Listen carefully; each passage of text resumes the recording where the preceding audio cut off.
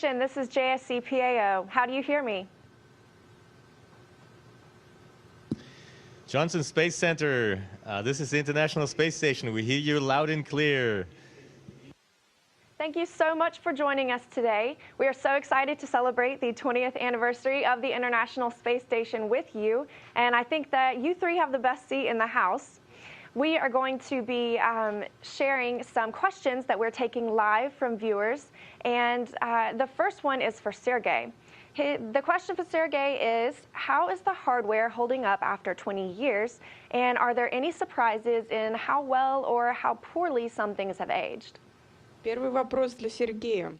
Насколько успешно выдержало оборудование и приборы 20 лет эксплуатации на борту МКС? Были ли какие-нибудь сюрпризы с неожиданно хрупким или, наоборот, выносливым железом?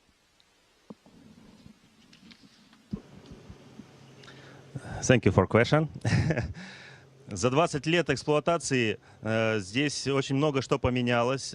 Можно сказать, осталась только оболочка, все остальное оборудование постоянно производится замена, либо его усовершенствование. Поэтому трудно сказать, что станция 20 лет назад была такой же, как сейчас. И надо сказать, что сейчас очень высокотехнологичное оборудование находится в обоих сегментах, что в российском, что в американском. И мы понимаем, что вот эти все совершенствования, они будут дальше продолжаться, и мы только надеемся, что все будет лучше и лучше происходить. Насчет хрупости этого оборудования, которое здесь находится, естественно, есть вещи, за которыми мы следим очень бережно. Есть определенные клапаны, которые требуют к себе особого внимания, потому что это безопасность станции. Мы за этим очень сильно следим и относимся к этому очень бережно. Поэтому станция 20 лет работает и, надеюсь, еще проработает как минимум 15, а может и больше. Hello, good to hear you. So yes, in 20 years, a lot has changed on board the ISS. I would say that only the casing has remained the same. The hardware inside has changed and improved, so it's hard to say that the station is the same now as it was 20 years ago. In terms of the technology, it's getting better and better. The quality is improving with each year, both on the USOS and on the Russian segment. And so we hope that it will just continue getting better with the years. In terms of any surprises, yes, there is a lot of fragile hardware on station, and we keep a close eye on that hardware. For example, some of the valves, we monitor them carefully because that affects the station safety. So for 20 years, the station has been great, and we hope that it flies just as well for at least another 15. All right, our next question came in from Athathon. This is for Alex, and it was, what advice would you give to any future explorers who want to be kind of floating where you are right now? I think the person who asked that question is already on a very good track, because they are already participating in an event at the Johnson Space Center, so they're around in the community. And you are obviously a very curious person, otherwise you wouldn't be there. So those are already two really, really good starting points. I think what helped me was going through life with open eyes, very curious, and I didn't take no for an answer for many of my undertakings. Like if things got tough, I still tried to get to an answer if I was looking for one. If people didn't find an answer, I tried to find out myself. And also, I looked for opportunities to get, well, a little bit closer to one of my dreams. I had a lot when I was a child. I wanted to become a scientist, a firefighter, a train driver, and an astronaut. So I checked off several of these before becoming an astronaut. And every time I saw an opportunity in life, I gave it a chance. I didn't say, oh, maybe next week would be better. Maybe the chance will come again. Well, often they don't. So that would be one of my main advice points. And then, yeah, I guess, not every dream can become real, but you got to give it a chance, right? And because if you don't, it will never become real. And then I was one of the most surprised people when eventually I became an astronaut, because I always thought, oh, astronauts are superheroes and they can do all much better than I can do. Well, guess what? We're just normal people, and I just needed to learn that, to understand that everybody of you down there can do something better than anybody else around you, and if you use that talent, well, it might bring you here. A boy or girl, doesn't matter. You just give it a try.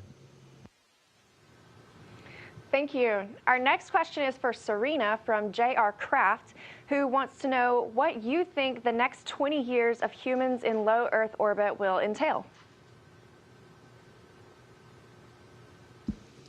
Wow, that's a big question. Certainly to start with, we've had a lot of science going on in this orbiting laboratory for some time, and our science capabilities continue to increase. In fact, just a couple weeks ago, Alex and I installed the Life Sciences Glove Box, which pretty much doubled a lot of our capability in some areas. And I think scientists are just learning what this microgravity environment can do for their research. We've discovered that cells act differently, proteins act differently, they grow differently, the structure is different. And it helps them with their research in things like cures for cancer, cures against Parkinson's disease. And so this has been really exciting on this front, because this is right now is really the first time we're beginning to see some of this, and we realize that we could utilize this station for another 8 to 10 to 20 years as far as science is concerned. As far as humans living in low Earth orbit, we learn new things almost every month, every year. Humans react differently, we're all different, and so it's a constant challenge to see how long can we keep the human healthy up here. We do a very good job, and I think the human body does an amazing job of adapting to the microgravity environment. But certainly, I think these next 20 years, they're going to go by in a flash, because even for us, our 6 months have gone by very, very quickly, and we're continuing to learn new things every day. All right, we also collected a couple of questions on YouTube, and this one from Ellie is for Sergey.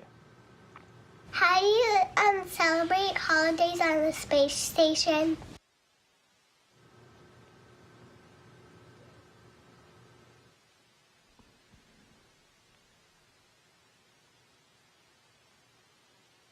Вопрос Сергею. Как вы отмечаете праздники на МКС?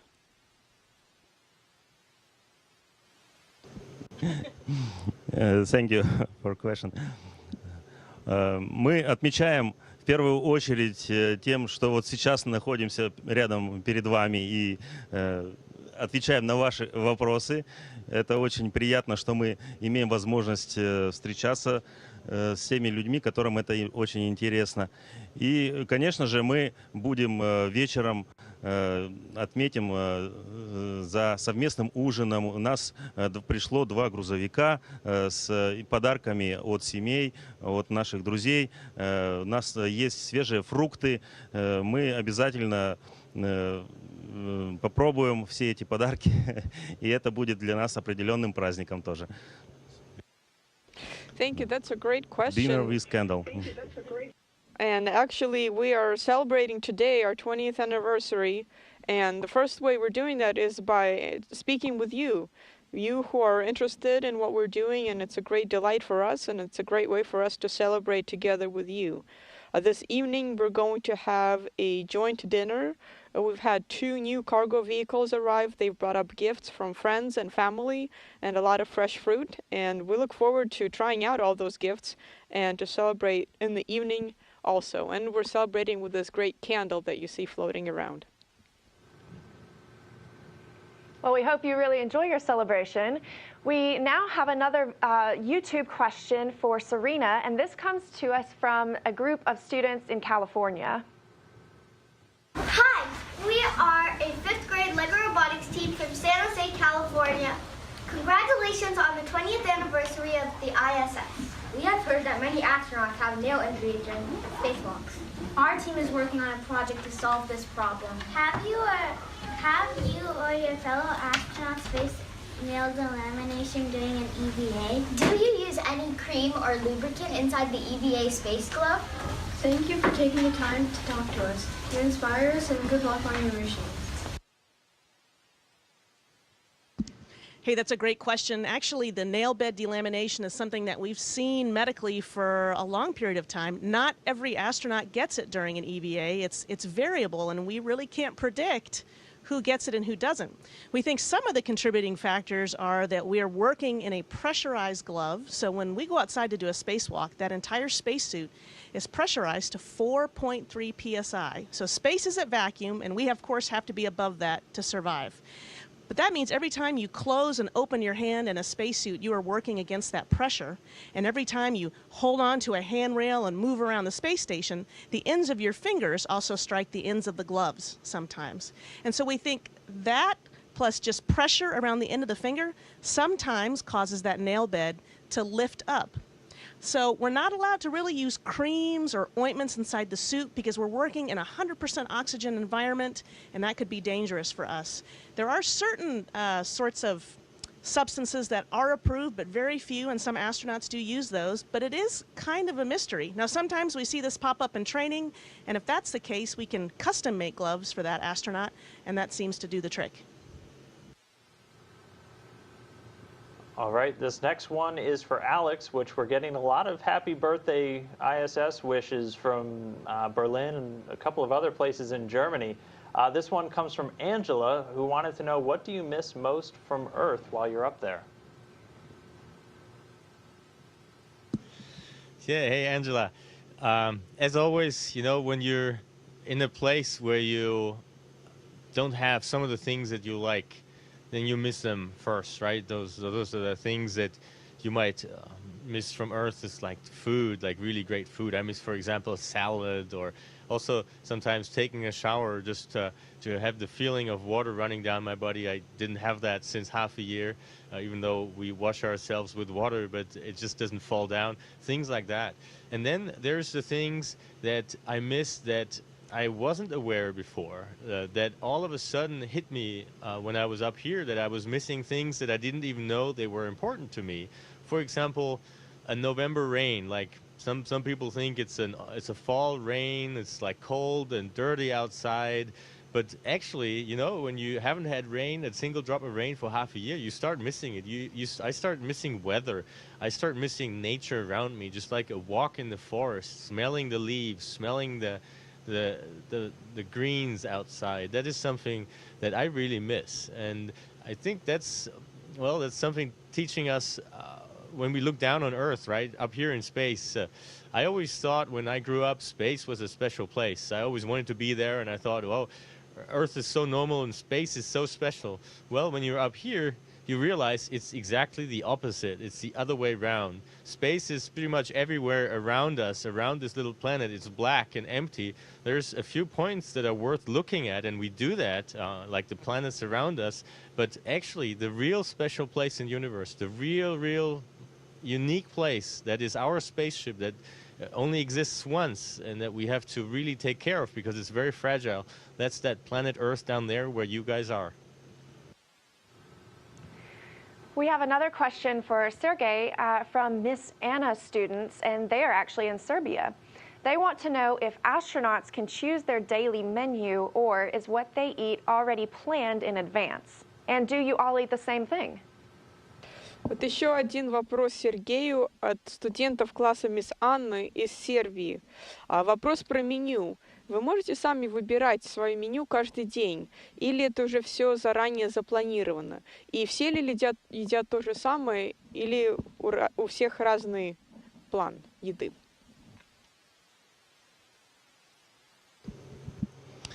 Thank you, very good question.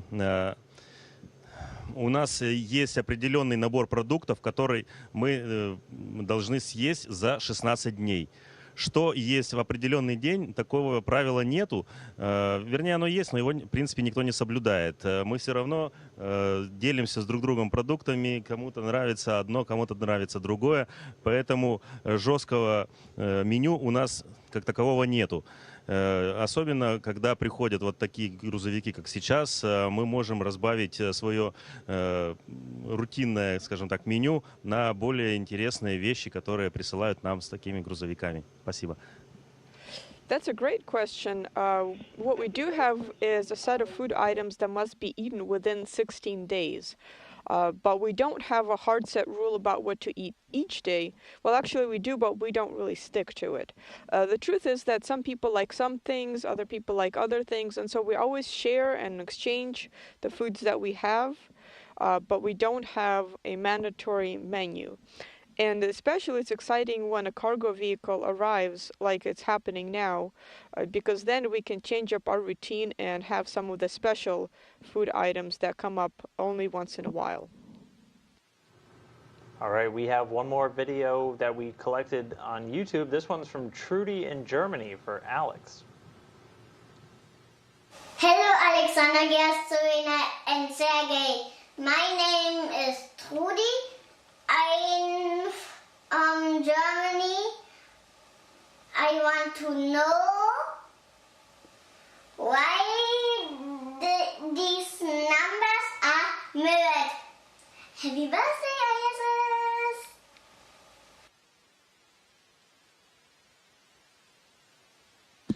Hey, Trudy. That's a really good question. And, you know, I was actually thinking about this a few days back. And I realized that I work with those spacesuits so much that I had actually forgotten if the writing was the right way around or if it was mirrored. So I went there and looked again. And you're right, it's mirrored. The reason for that is that the writing is meant for the person that's in the suit. So, for example, one of the things that I can change at the front of the suit is the cooling system. So I can change the temperature from low to high. If I'm warm, I just set down the temperature a bit cooler, and then I feel better in the suit. And to read the writing on that, I would have to use my mirror that I have on my wrist. And so in order to read it properly through the mirror, the writing is mirrored from the beginning. So to me, it looks proper, looks right in the mirror. But it's a really good question. This next question is for Serena. Amanda is watching live and thinks it would be pretty hard to sleep up there. So she wants to know how you deal with that. Hi, Amanda. Actually, I sleep really well up here. The first couple weeks, it's a little difficult, only because you're used to lying flat in a bed and you feel the bed all around you. And so when I first got up here, we have a special sleeping bag that we kind of attach to the wall in our crew quarters. And our crew quarters is about the size of a telephone booth, not very big. But once you get inside that sleeping bag, you're almost free floating, and it's a little difficult to sleep at first. So I found myself turning in all directions to put my feet up against the wall, my head up against the wall to feel normal like I was on Earth.